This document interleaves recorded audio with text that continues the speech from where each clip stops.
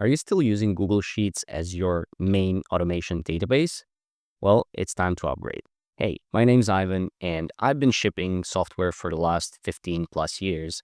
Lately, I help businesses implement AI transformation across different industries. So, businesses in recruitment, brokerage, real estate, e commerce, and so on. Today, I will help you end the Google Sheets as a database mess in your automations and show you what to use instead and why.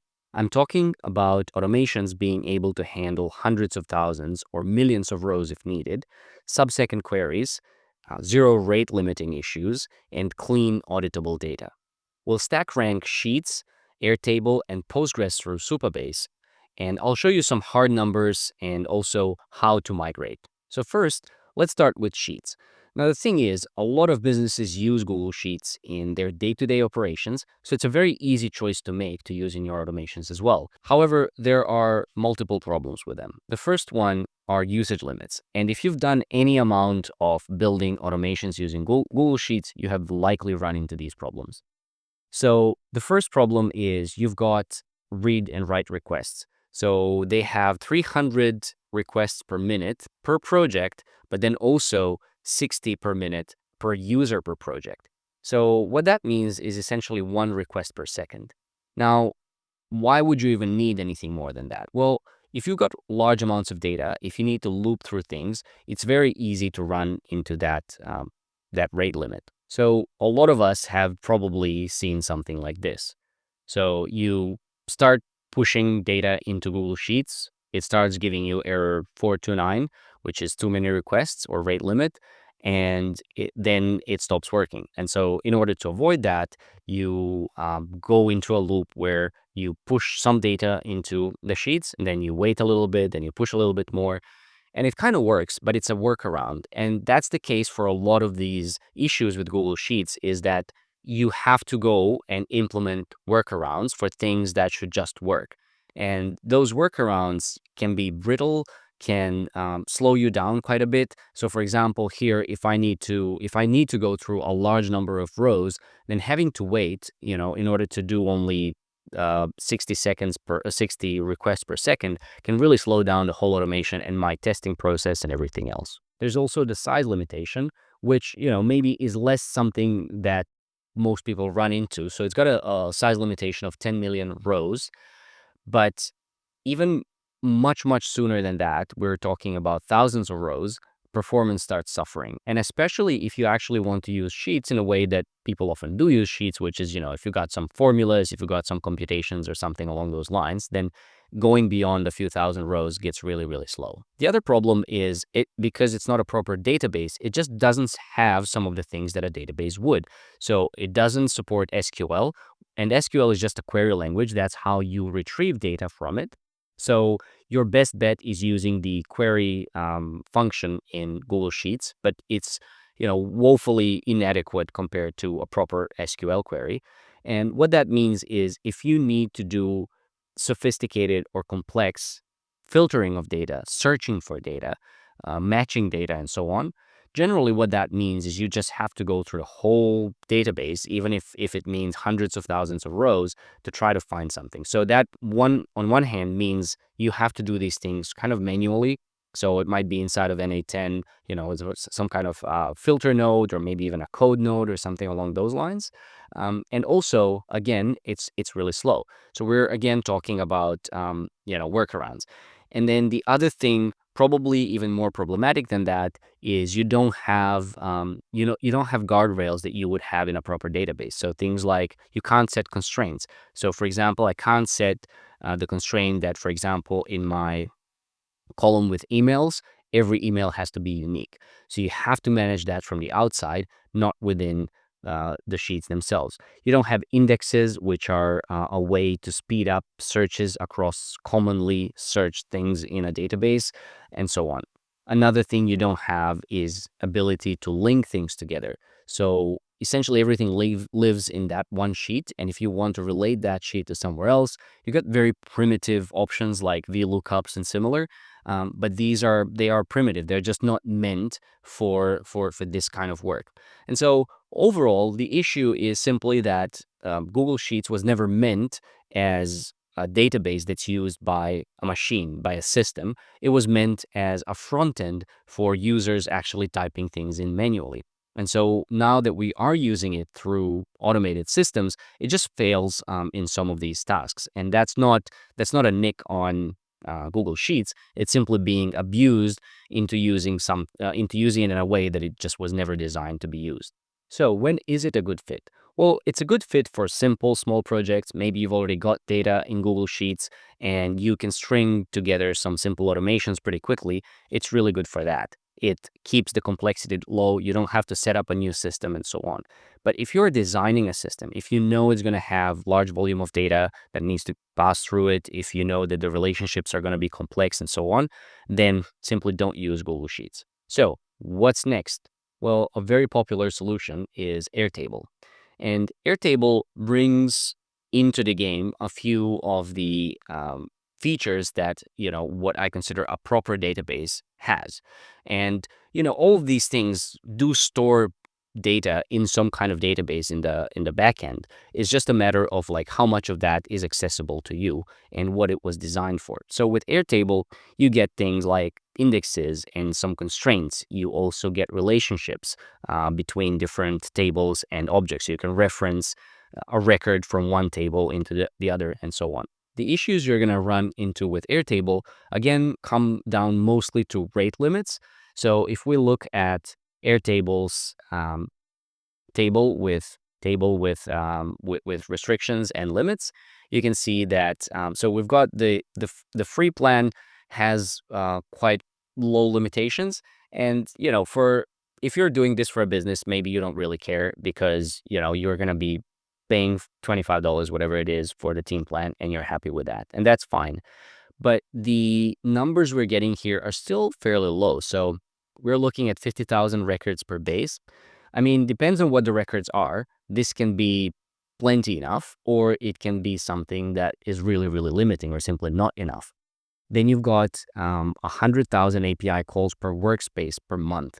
Now, this, depending on how your automations are working and what they're doing, this can be quite low as well, especially considering that this is over a month. So that's about 3,000 API calls per day. So if you've got something that runs continuously or multiple times per day and so on, it's not that hard to run into these issues. And their requests per minute are very, very similar to what we saw with Google Sheets. And once your data really grows, it starts getting quite expensive. And the 5 requests per second limit is particularly well limiting, especially in the case of NA10, because it's very easy to bump into that when you're doing operations that maybe simply are not bulk operations, and you have to do them one by one. So it's pretty easy to run into these limitations, and then again, just have to do a lot of workarounds. Now, an Airtable has a lot of benefits as well. So that's where I do think, unlike Google Sheets, where there are only, in my opinion, some very small use cases where it's a good option. With Airtable, that selection of use cases is actually quite a bit larger.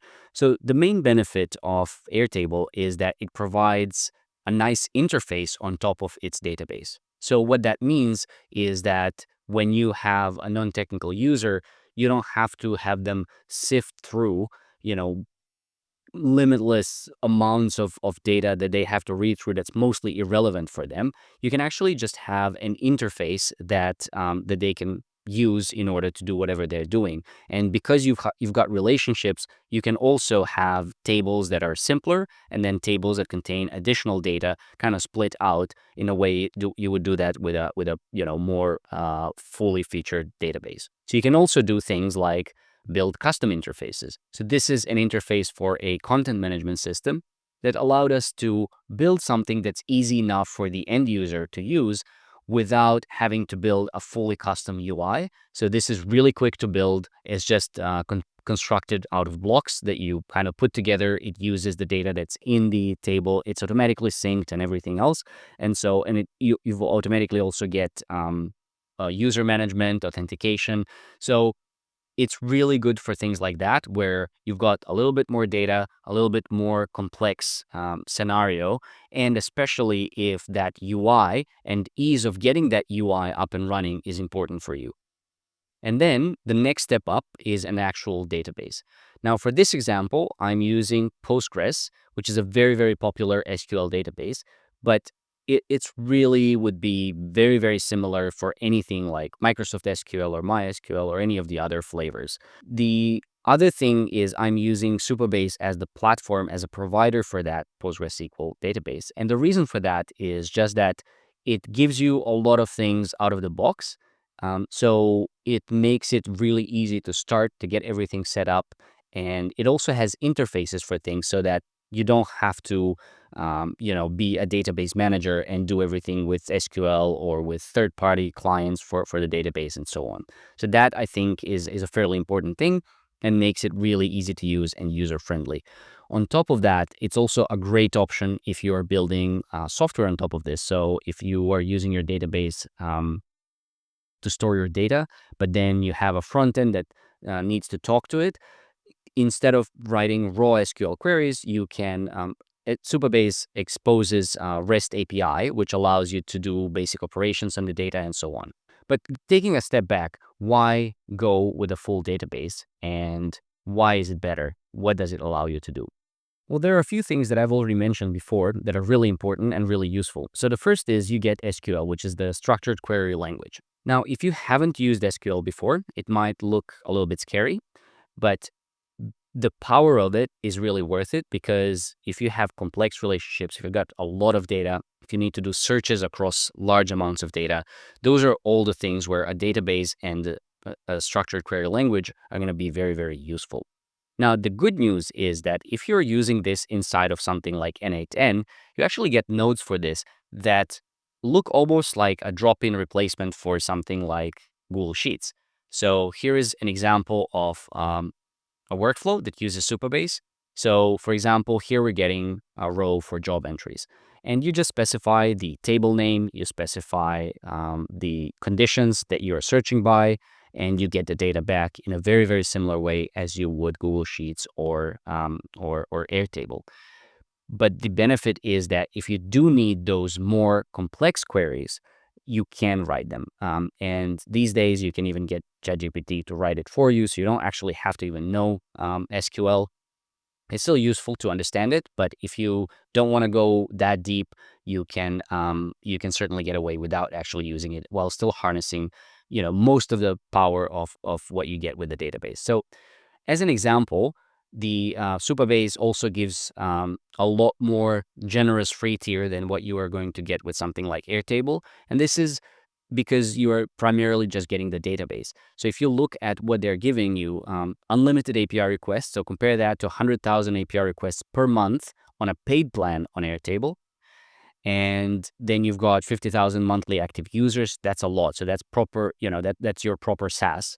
Then you've got 500 megabytes of database size. So if you are just storing normal text and you're not storing, insane amounts of data, 500 megabytes is actually quite a lot. So you can have many, many records. And so the free tier, in a lot of these automations for small businesses are going to be, it's just going to be enough. They're never going to have to upgrade. If they do have to upgrade, the upgrades are not that expensive. So your first $25 per month upgrade really can power a full-size SaaS. And you're only going to have to go to the $600 a month for something that's huge. At that point, that amount of money really shouldn't be a problem for that amount of data and users and everything else. So aside from SQL, you're getting indexes, which will help you search for things much, much faster. You get constraints where you can specify not only uniqueness and things like that, but you can also specify relationships. So you can say that a specific field needs to satisfy a specific constraint based on another field, or that the only allowed values are from a certain set and so on. So it really allows you to have data that's got integrity, which is really important as the project grows, because that means that you never get yourself in a situation where the data in the database is something you're not expecting or it's half broken and so on. And with a proper database, you get things like triggers and JSON storage and transactions and so on. So there's a lot. Additionally, Supabase gives you things like user management, authentication. It's got edge functions, which means you can run code inside of Supabase, kind of like on top of the database, for simple, let's say, simple APIs. And so the whole package really gives you a lot more power. There's a little bit of learning involved, but you're going to have a lot more robust system that really works, that breaks a lot less frequently, and it's just easier to maintain. So this video is not a tutorial on Supabase or on SQL databases. So I'm not going to go deep into how to do that. But as I've shown you, the nodes you've got in NA10 really allow you to almost drop in, your Supabase instead of Google Sheets or Airtable, and most of the things are going to be very easy to replace. So that's it for this video. I hope it helps. I'd love to hear your thoughts, and if you'd like me to help you transform your business with AI, feel free to book a discovery call. The description is down in the description. Sorry, the link is down in the description. And until next time, thank you.